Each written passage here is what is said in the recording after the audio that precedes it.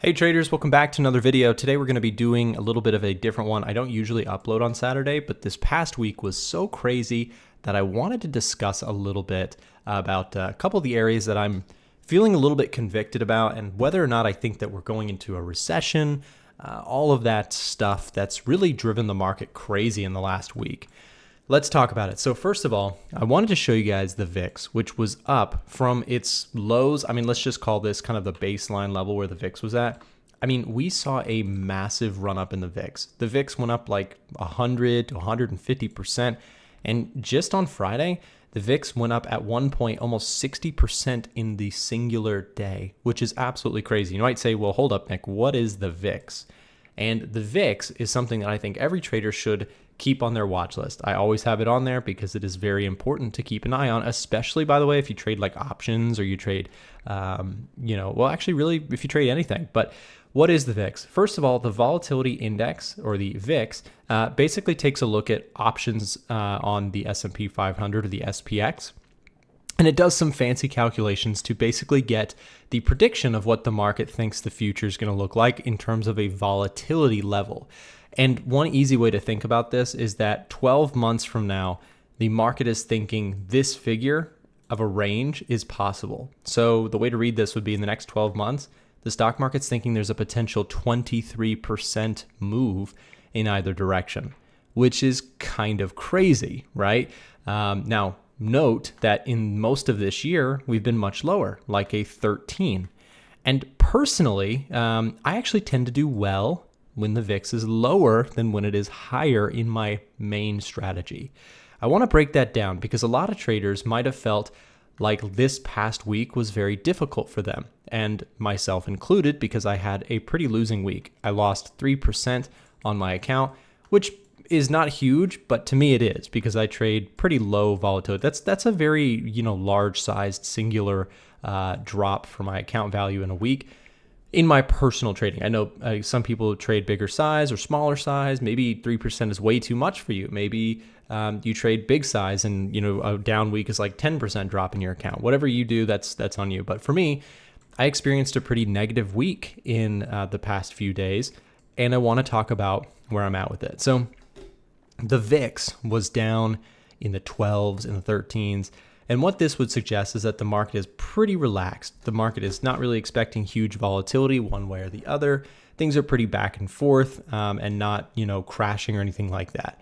When the VIX jumps up like this, what it's telling you is the market is getting scared about something. And, we can see that in many different instances. If we scroll out on the VIX, it's happened many, many times. And as you might guess, 2020 was one of the craziest VIX spikes we've ever seen because the volatility index went from, down in the 12s back up to 85, which is insane. That's basically trying to say that the market's going to move in 85% range in the coming 12 months, which is kind of ludicrous.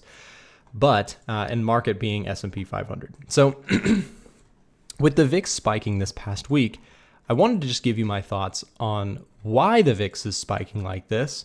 And if you are somebody who, had a really tough week, you are not alone, because most, if not every strategy under the sun, whether you trade mean reversion, smart money concepts, moving averages, Fibonacci retracements, back and forth, mean reversion trading, whatever you trade, right? If you trade and it's doing well during this environment, you should not be surprised to go into a drawdown when the environment on the VIX changes. When volatility expands, most strategies that were working well do poorly, and most strategies that were poorly performing start to do well.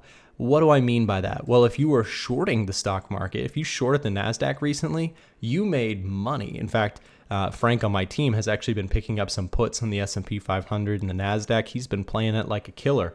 I wish I had followed him on some of those ideas, but I chose not to, and I am still bullish on the stock market overall, but it's been a rough week for me because, again, the market was super volatile, and that doesn't traditionally hold up well with my trend following strategy, where I find with indices, the trends to the upside usually are a little bit cleaner, a little bit easier. I made a lot of money trading this upward trend, but when the market starts to turn into a down market and I'm kind of caught on the long side, that can be rough. But I don't want to talk about the stock markets today. I actually want to talk about gold, because I actually went long on gold on Friday, and I bit a little bit of my pride on this one because many of you guys might have remembered that I've been long gold for most of this year and I've remained bullish. But once this market kind of topped out over here, we hit nominal all-time highs and I was long for this period of time. But then I got trailed out when the market started to drop.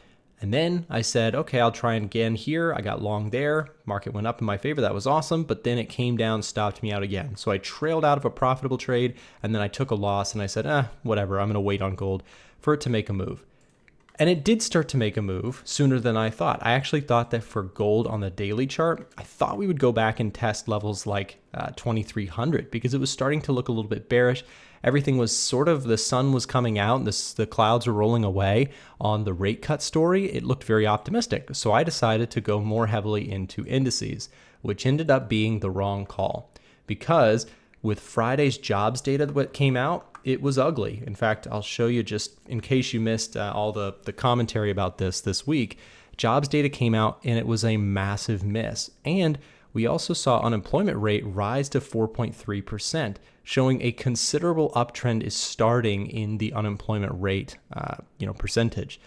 Not good. And when this happens, when you start to see unemployment rate rising like this, that indicates that, the labor market is really starting to cool and company earnings are probably hurting. We've seen that in earnings season. A lot of companies coming out with very weak earnings and guidance, which again, in the stock world, even if you don't trade stocks, you got to think it is very important to basically consider what's going on with stock earnings. If Nike is reporting bad earnings or Starbucks is reporting bad earnings, that's telling you something about the state of the consumer, which is, a reflection of the economy.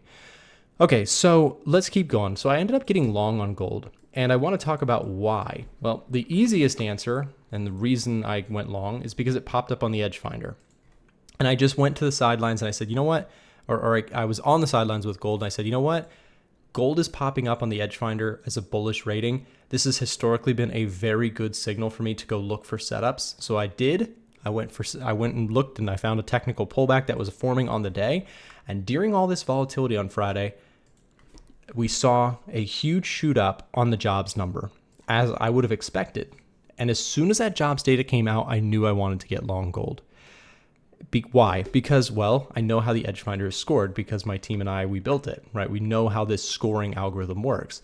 So I want to break this down for you. And I really want to show you on the fundamental side why I like gold to the upside, and I have a renewed interest in staying long on gold.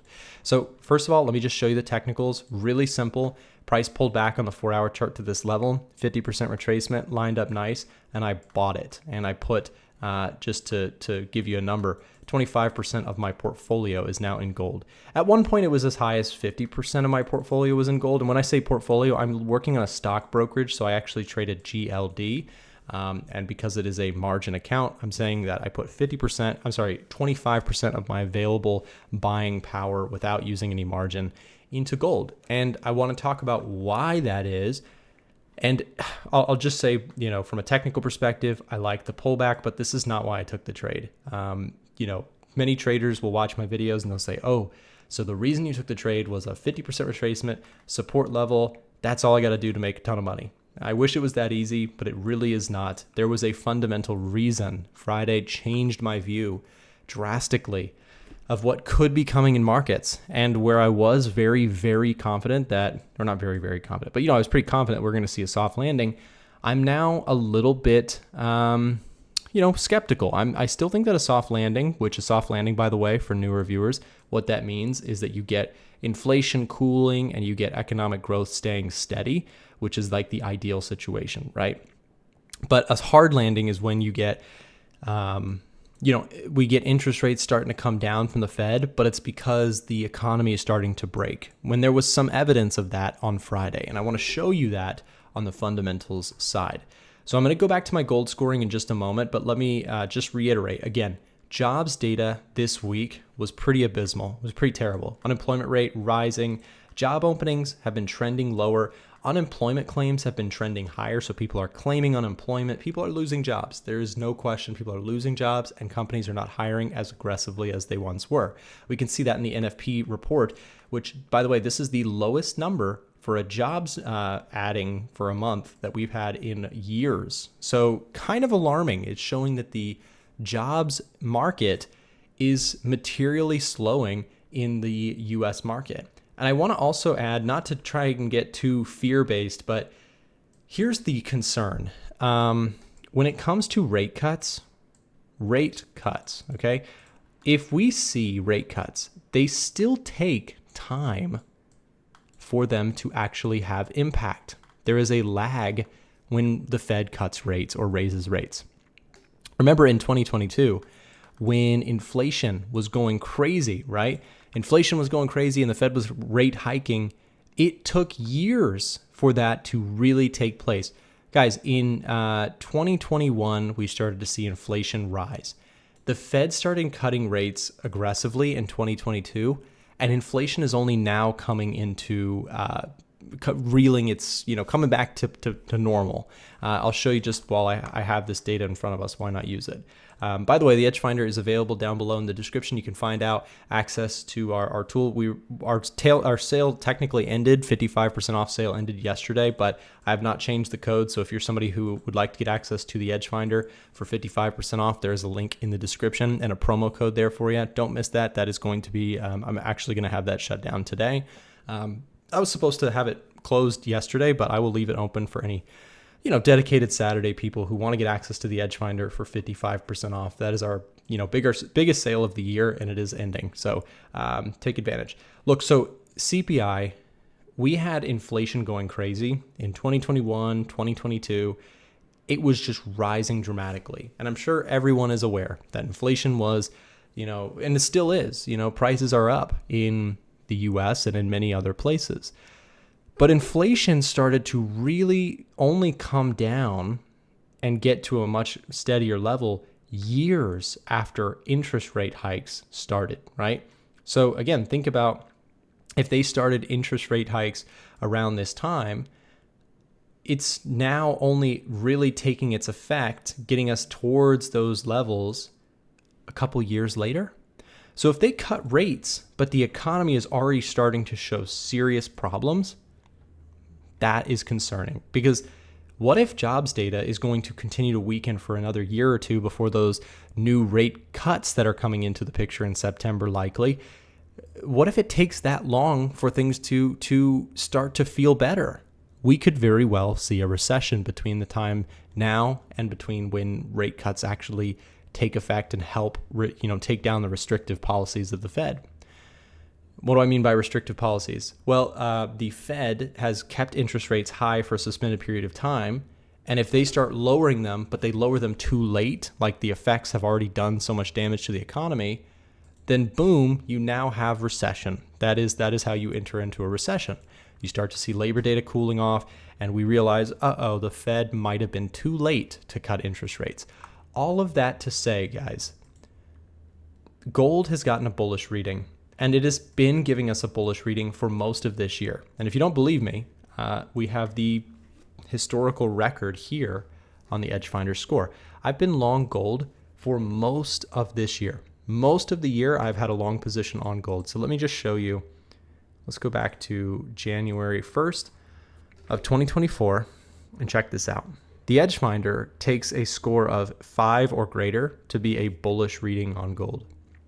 The yellow line is the closing price of gold day to day. Okay, check this out. Bullish calls for gold right here, one over here, couple over here. Also here, a lot here, here, here, here, here, here, here. Gold's been a bullish reading on the Edge Finder pretty much all year. The Edge Finder gets my thumbs up, okay? Because it has done a very good job at forecasting gold. Very, very good. Not perfect. Nothing is. And nothing can forecast perfectly. Let me just get this out of the way. The Edge Finder is not a holy grail system. Nothing is. There's no perfect way to predict what is a very unpredictable thing, the financial markets. They're very hard to perfectly predict. But educated guesses can go a long way, and that's why we trade. So Edge Finder has been very, very good. Thumbs up to the Edge Finder on gold. And this has made me, to be completely fair, a lot of money this year. I've made a lot of money on the long side of gold using the Edge Finder's tools. I'm not saying, just buy the Edge Finder and it's going to be easy peasy making money. No, the Edge Finder is just a tool. You still have to be a good trader. You have to still use all of your resources in order to make it effective. But it is worth mentioning that the Edgefinder has remained bullish for most of this year. Why is that? Well, it's because a lot of economic data is pointing towards that. Let me pull up finally the Edgefinder's gold market scanner. And this is a specific page that we built to look through the data and give us a general read on gold. So let me break this down for you. So why gold? Why now? Well, the score is getting a +8. Remember, 5 or greater is a bullish reading on the Edgefinder. So 8 is pretty good. So let's break this down to some of the components. August is historically a very positive month for gold. Seasonality gets a +2 for that.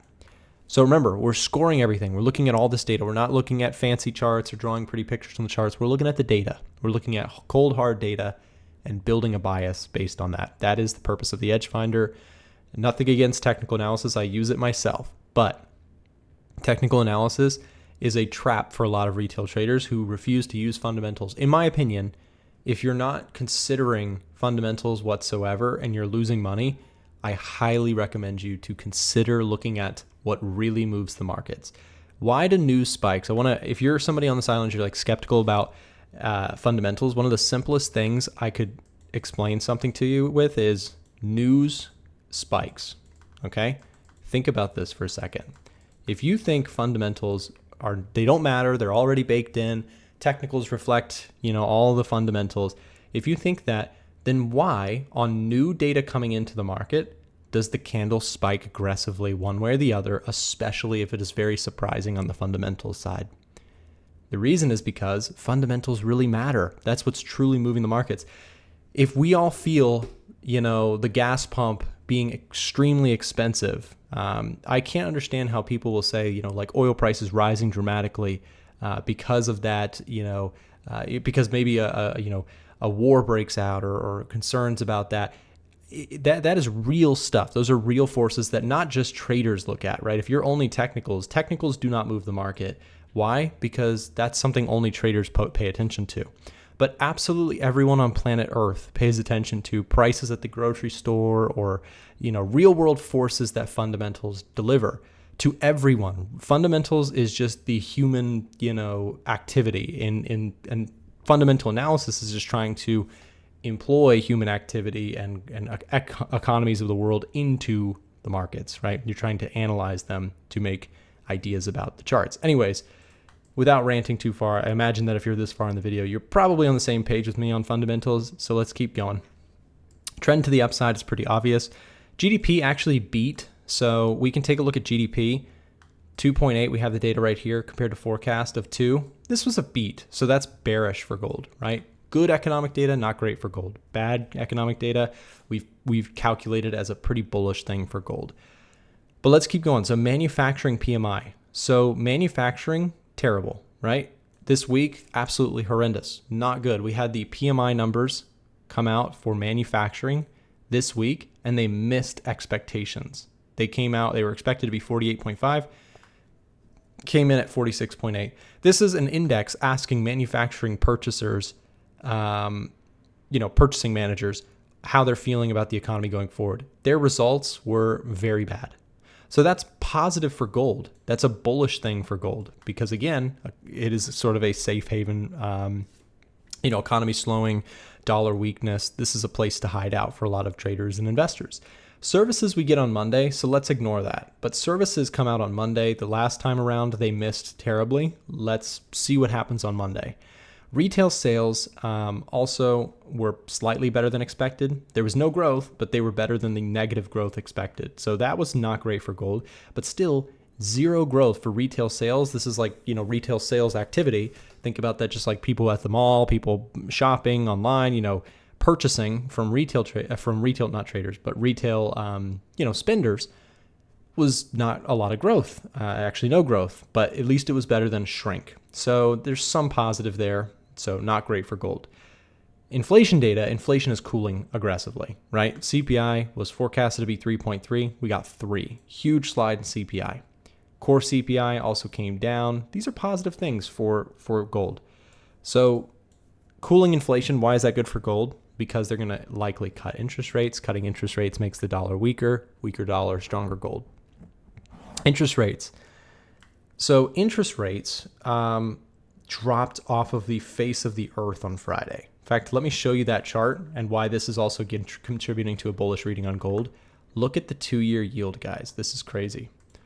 6% drop. Really an aggressive sell-off. Mortgage rates are going to come down. That's a positive thing as long as you keep your job, right? If unemployment rate is rising, that's the only concerning thing for the housing market. A lot of people I know are already going to kind of get all excited about, house prices. And a lot of people will say for the housing market, just for a second, housing has been a really bad area. There's been really poor data coming out of the housing world. New home sales and things like that, existing home sales have not been very promising. On top of that, you might say, well, rate cuts are going to come in and the demand for housing will go up massively. Yes, but if unemployment rate is also rising and people are losing jobs, the demand for housing will also be hurt. Even if they can, maybe afford better interest rates for a house with falling interest rates, if they don't have jobs to pay the bills, they're not going to buy houses. So keep an eye on that. Unemployment rate is still very low, but it's rising. And by the time we see rate cuts take effect, the concern is that not only will you have rate cuts maybe too late, you'll have people losing jobs and selling their houses or downgrading their houses, adding more supply to the market. There's a possibility that the housing market completely changes in the few years to come. What I mean by that is that if interest rates are falling for the wrong reasons, meaning unemployment, the economy is slowing a lot, people and the consumer especially are not going to feel great about going to buy a new house, even if the interest rates have come down. Something to think about. If you're somebody who's very cash heavy, which is very few people, then buying a house might become a great option in the coming years if we see interest rates keep falling. But if you're somebody who loses their job, it doesn't matter what interest rates are because you won't have money to pay for a house, right? So concerning stuff happening in the labor data for sure. So, and again, I do want to just reiterate, I'm not trying to be doom and gloomy, but I did add some gold to my account. I bought gold, long story short, because, I have to be open to what the data is telling me. The Edgefinder is giving me a bullish rating on gold because the economic data looks weak. It's also giving me a bullish reading on TLT or the 10-year treasuries, which is another, kind of similar concept to gold. It is a bit of a, you might want to buy bonds if you're concerned about a slowing economy. And with rates falling off a cliff, TLT went absolutely parabolic on Friday. And I got to say, completely transparently, guys, I closed out too soon. And this absolutely killed me on Friday. I got to say, of all the things going on, TLT was in the back of my mind. Like, Nick, you were long TLT. You were so right about having some TLT in your portfolio, and you closed it. I closed that, made money on it, but I closed it at the worst possible time. It made all of its gains right after I closed it. Frustrating. Trading 101. I've been doing this for a long time, and I still mess it up just like everybody else. So please understand, you're never going to get it right perfectly. And if this past week was difficult for you, don't worry, you're not alone. I was also having difficulty. Guys, the discount for the Edgefinder today is, I'm going to be closing down that sale. So check it out using the link in the description. Promo code is also there if you want to get access to the Edgefinder with a huge discount. Check it out there. Also, if you're looking for a better brokerage, there's a couple linked down below in the description that you get you some awesome sign-up perks when you use them. Just use my affiliate links down there. I will also, be receiving something if you choose to use them. I really appreciate if you choose to use those links to support my channel. And also, for you, again, if you're looking for a better brokerage, all the ones that are linked down there, you can trade directly on TradingView, and they have special sign-up perks available to you. Thanks for watching, guys. Have a great day.